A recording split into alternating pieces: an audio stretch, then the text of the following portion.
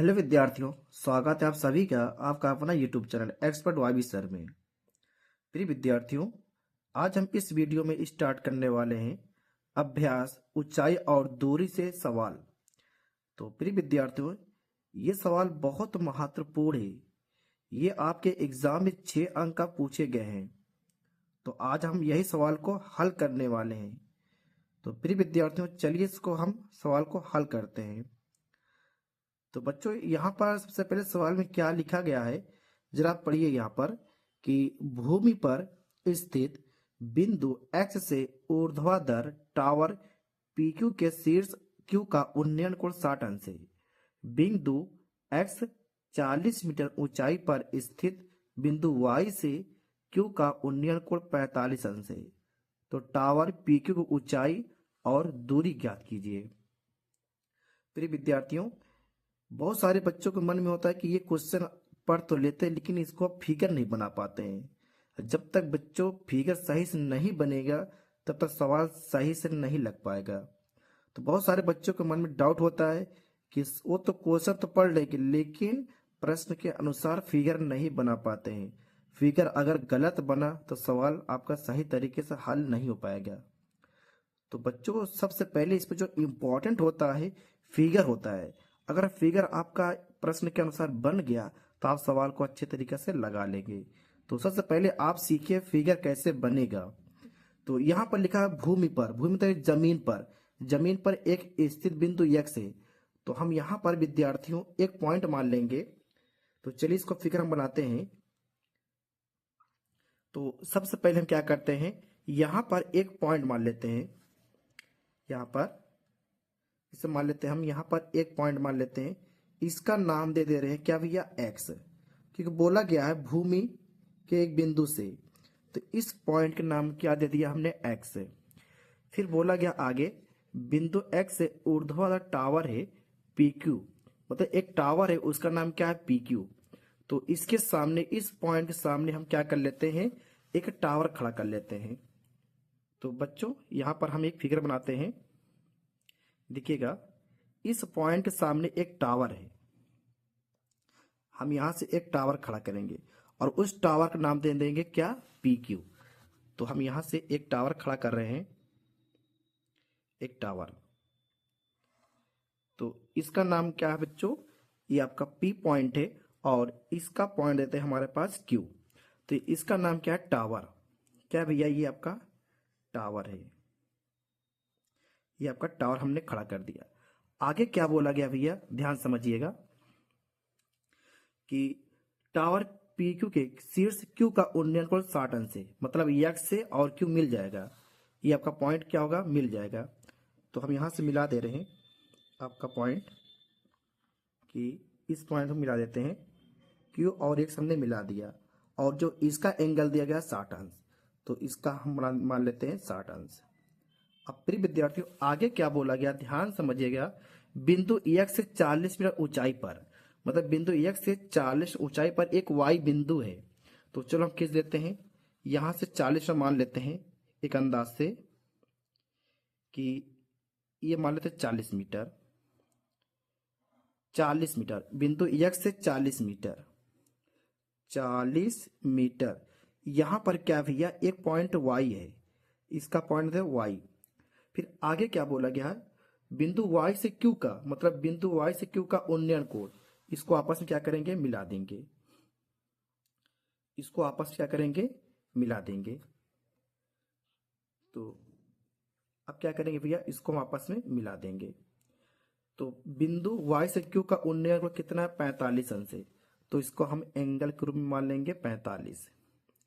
पहले इसको हम क्षैतिज रेखा बना लेंगे ये, और इस पॉइंट का हम देंगे 45 अंश। तो अब आगे हमसे क्या पूछा गया भैया, कि पी क्यू की ऊंचाई याद करना है। मतलब जब इतना 40 है तो इतना 40 भी हो जाएगा, 40 मीटर। ठीक है बच्चों, और यहां से यहां तक ऊंचाई हमको नहीं पता है, तो इसको हम मान लेते हैं स्मॉल एच। यहां से क्या मारते हैं, स्मॉल एच। तो हमें पी क्यू की ऊंचाई ज्ञात करना है, मतलब पी क्यू 40 प्लस एच ज्ञात करना है। और इसमें जो बोला गया भैया, पी क्यू ऊंचाई और दूरी भी ज्ञात करना है, मतलब पी एक्स के। तो इनके जो बीच की दूरी क्या मान लेते हैं, स्मॉल डी मान लेते हैं, स्मॉल डी। तो विद्यार्थियों ये फिगर हमारा क्या हो चुका है, कंप्लीट हो चुका है। फिगर क्या हो चुका है, कंप्लीट हो चुका है। अब इसको हम क्या करेंगे, हल करेंगे। तो यहाँ पर ये आपका 90 अंश होता है, एक लंबवत होता है। अब सवाल को हम इसको आगे हल करते हैं। तो चलिए विद्यार्थियों सवाल को हल करते हैं। अभी तक हमने इसको प्रश्न के अनुसार फिगर बनाया। अब आगे देखिएगा, तो यहाँ पर दो त्रिभुज बना हुआ है, तो बारी बारी से काम कर लेंगे। जैसे यहाँ पर त्रिभुज पी वाई, इसका नाम नहीं पता, इसका हम कुछ भी मान लेते हैं। इसका हम दे दे रहे हैं P Q R X Y. तो सबसे पहले काम करते हैं इसमें ऊपर वाले में। तो समकोण त्रिभुज क्यू आर वाई में चलेंगे विद्यार्थियों काम करने के लिए। ध्यान समझिएगा। तो विद्यार्थियों हम यहाँ एक सूत्र लगाने वाले, tan थीटा बराबर क्या होता है, लंब बटे आधार। tan थीटा बराबर लंब बटे आधार। तो थीटा मान क्या 45, तो यहाँ रखेंगे tan 45। लंब कितना है देखो, ऊपर यहाँ से आता लंब कितना आपका एच। आधार कितना है देखो, आधार आपका डी। अगर यहाँ आपका पी एक्स डी है तो आर वाई भी डी होगा। तो आधार क्या होगा, स्मॉल डी।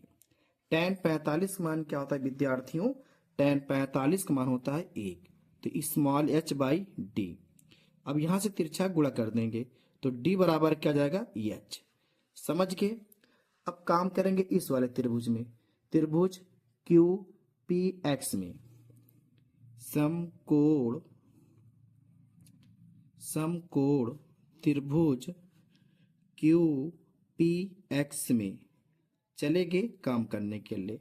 आगे देखिएगा विद्यार्थियों, इसमें भी वही सूत्र फिर लगाएंगे, tan थीटा बराबर लंब बटे आधार। अब की बार जो थीटा मान दिया गया 60 अंश, तो यहां हो जाएगा tan 60। लंब कितना भैया देखो, लंब 40 प्लस एच, तो यहां रखेंगे 40 प्लस स्मॉल एच बटे में आधार कितना भैया, 40 प्लस एच, तो आधार कितना आपका डी है। अब क्या करेंगे, tan 60 का मान क्या होता है, √3 होता है। tan 60 का मान क्या होता है, √3 होता है। तो 40 प्लस एच, डी का स्थान पर चाहे हम एच रख दें, चाहे एच के स्थान पर हमें डी रख दें, क्योंकि हमें दोनों फाइंड आउट करना है। तो यहाँ पर डी पर स्थान में क्या रख पाएंगे हम, एच। अब आगे देखिएगा भैया, यहाँ से तिरछा गुणा कर देंगे, तो यहाँ हो जाएगा √3h बराबर 40 प्लस एच। अब क्या करेंगे विद्यार्थियों, इसको हम आगे बुलाएंगे, √3h माइनस एच बराबर 40। अब यहां से क्या करेंगे भैया, h कॉमन करेंगे। क्या करेंगे, h कॉमन। तो h बराबर क्या हो जाएगा, √3 माइनस 1 बराबर क्या हो जाएगा, 40। अब यहां से संख्या गुणे में तो भाग में हो जाएगा ना, तो 40 बटे कितना होगा, √3 माइनस 1। अब विद्यार्थियों यहाँ √3 माइनस 1 है ना, तो प्लस से हम क्या करेंगे, परमेयकरण कर देंगे, प्लस से परमेयकरण कर देंगे। अब नीचे यहाँ पर सूत्र बन गया, एक कोष्टक में a माइनस बी, दूसरे में a प्लस बी। तो 40 ब्रैकेट में √3 प्लस 1, तो यहाँ सूत्र बन गया a square minus B square. जब √3 का स्क्वायर करेंगे 3 माइनस 1 हो जाएगा। आगे देखिएगा, h बराबर 40 √3 प्लस 1 बटे में कितना हो जाएगा, 2। इसको 2 से काटेंगे, 2 एकम 2, 2 दूना 4। तो यहाँ पर विद्यार्थियों h बराबर कितना आ गया, 20 √3 प्लस 1। तो h बराबर हमने ऊपर आपको फाइंड आउट किया था कि h बराबर क्या था, d मतलब उनके बीच की दूरी, टावर के बीच की दूरी है। तो जितना स्मॉल h है, तो स्मॉल h के स्थान पर हम स्मॉल d लिख सकते हैं। तो 20 √3 प्लस 1 मीटर, ये आपका आ गया टावर के बीच की दूरी आ गया। अब विद्यार्थियों हमको बोला कि टावर की ऊंचाई भी ज्ञात करना है। ऊपर देखिएगा, यहाँ पर पी क्यू की ऊंचाई ज्ञात करना है। तो यहाँ पर लिखेंगे पी क्यू की ऊंचाई। अब देखो जो इसका ऊंचाई हमें ज्ञात करना है भैया, कि 40 तो पहले है, एच बराबर जो हमने निकाला है इसी में जोड़ देंगे। मतलब 40 प्लस जो हमने एच नीचे निकाला है, एच बराबर कितना है 20√3 + 1, तो उसमें ऐड कर देंगे। देखिएगा तो 20 ब्रैकेट में √3 + 1।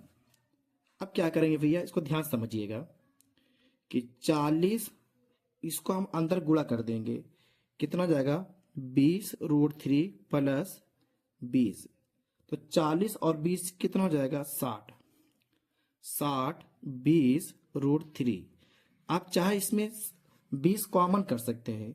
क्या कर सकते हैं 20 कॉमन कर सकते हैं, तो इसको लिख पाएंगे 20 तिहाई 60, तो 20 3 + 3√3 आ जाएगा। ये आपका क्या आ गया भैया, आ गया टावर का ऊंचाई आ गया। तो प्रिय विद्यार्थियों, उम्मीद करते हैं आप लोग सवाल को समझ पाए होंगे। ये क्वेश्चन बहुत इंपॉर्टेंट है विद्यार्थियों, क्योंकि ये क्वेश्चन आपके एग्जाम में 6 अंक के पूछे गए हैं, तो दोबारा आने के फिर चांस है। तो इसलिए इसको आप बहुत अच्छी तरीके से इसको आप रिवीजन करिए। तो विद्यार्थियों, अगर ये आपको वीडियो पसंद आए तो मेरे चैनल को सब्सक्राइब करिए और बेल आइकन को प्रेस कर लीजिए, ताकि कोई भी वीडियो हम अपलोड करें तो सबसे पहले आपके पास पहुंचे। प्रिय विद्यार्थियों, क्वेश्चन जितने आपके यूपी बोर्ड में पूछे गए हैं मैं सभी को बारी बारी से हल करूंगा। धन्यवाद।